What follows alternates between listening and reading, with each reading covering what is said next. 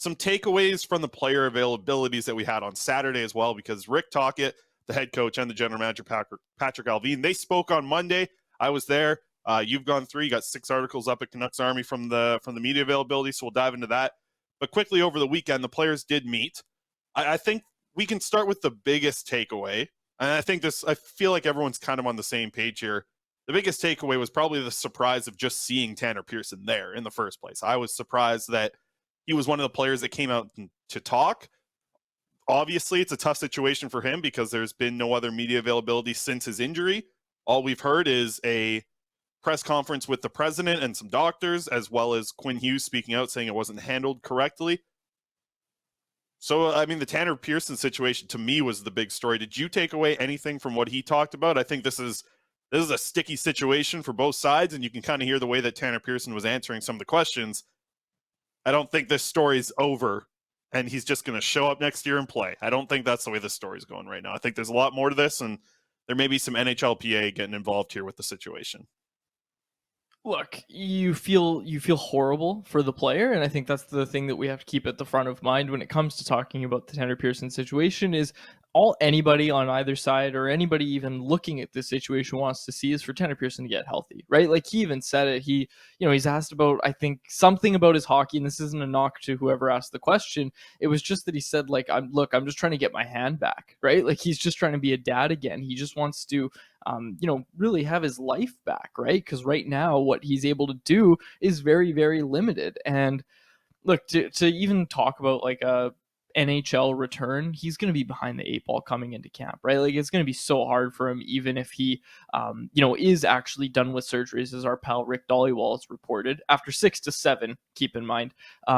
If he is actually done with surgery, he's still got some recovery. Like he's still not out of the woods yet, right? So for Tanner Pearson, I don't think anything really surprised me. I think it was smart that the organization let him speak. I'm not gonna, I know there's people saying like, why would they let him speak? It's like, because people want to hear from him, right? And look, we're not going to speculate or anything, but Pearson probably also has a say in that, right? Is saying like, yeah, I would actually like to talk or whatever, right? So look, with Tanner Pearson, all it comes down to is everybody wants to see him get better. There were no real surprises. I wasn't surprised to see that he didn't want to comment too much on the situation. But again, him not saying anything in the sense of all he said was, I'm not going to get into it, but the people who need to know how I feel about it type thing.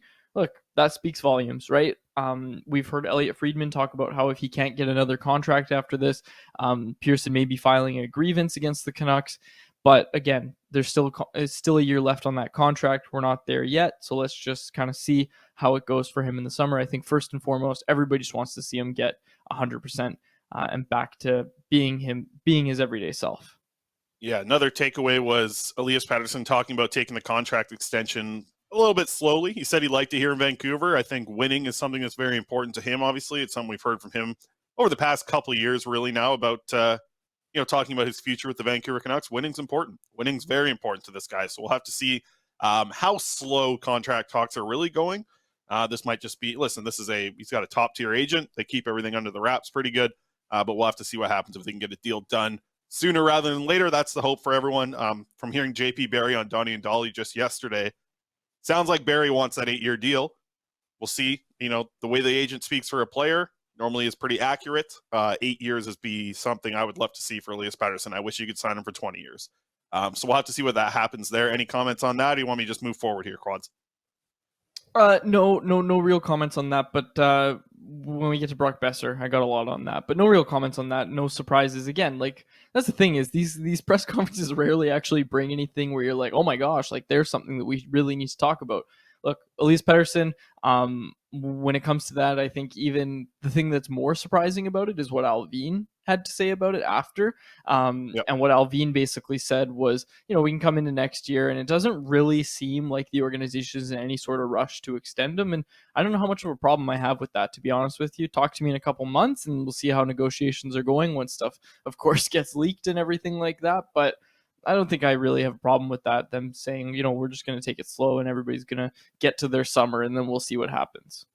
Yeah, it's not, fire alarms going off, but it is just like, you'd like to hear a little bit more confidence about like getting this done. This is our guy. we're giving him a blank check, 8 years, whatever he wants. Like, do that. Do that for this guy. Do that for Elias Pettersson. Every Canuck fan will. No Canuck fan's going to look at the money that Elias Pettersson's getting over 8 years and be like, geez, that's a little much. Like, it's just not going to happen. Whether it's 10 million, 11 million, I think it's going to be lower than that. I think it's going to be in the 10s somewhere. And I think it's going to be a good deal throughout the contract. So we'll see what happens. And you mentioned, some stuff from Alvin that he commented on it as well. Feeling good about where they're at with him, which is a good thing. And we'll have to see what comes across there. I thought, speaking of coming across, I thought JT Miller came across really well in the player media availability, handling a couple of things, even the relationship with him and Pettersson, kind of answering some of those questions. Just a couple little leadership roles, like especially when he was asked about leadership. I found this kind of interesting too, to kind of tie it in. Felt like when the question about a captain or the question about leadership, whether it was asked to a player, whether it was asked to the coach or the GM, who was the first name that came off of all of them? It was Quinn Hughes. Quinn Hughes was the guy. Listen, Pettersson got mentioned a bunch as well. A lot of the times it was Quinn and Petey, or, Pettersson and Hughes, but it was always Quinn Hughes was in the conversation. No matter if it was a player, the coach, or the GM, they all mentioned Quinn Hughes. I've been telling you guys for months, Quinn Hughes is going to be a captain.